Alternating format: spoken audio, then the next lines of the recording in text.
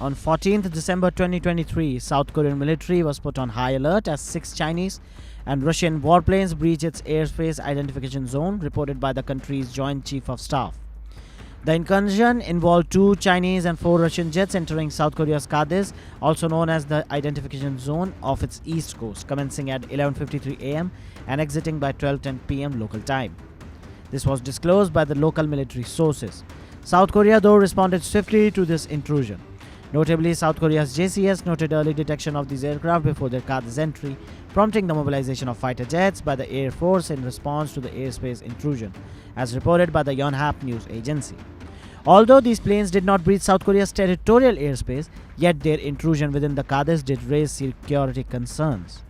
However, this isn't the first instance of joint entries by Russian and Chinese jets into South Korea's air defense zone. Similar incident in 2019 led to heightened tensions, culminating in South Korean fighter jet firing warning shots during the Russian and Chinese joint exercises. An air defense identification zone serves as an area for countries to unilaterally demand identification measures from foreign aircraft, as stated by the International Civil Aviation Organization. Unlike a nation's official airspace, which extends to 12 nautical miles from its coastline, ADIS regulations lack international legal frameworks. Also, Russia contests South Korea's air defense zone jurisdictions, while China advocates for freedom of movement in the area, emphasizing it is not a territorial airspace. Previously in June, South Korea confronted similar intrusion, prompting tactical response from its air force.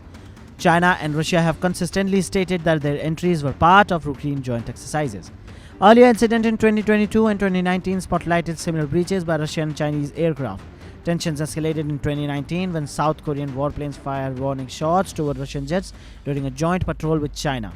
Now, this recent intrusion is also being seen as a warning attempt by Russia and China, as tensions with the North Korea and South Korea are rising.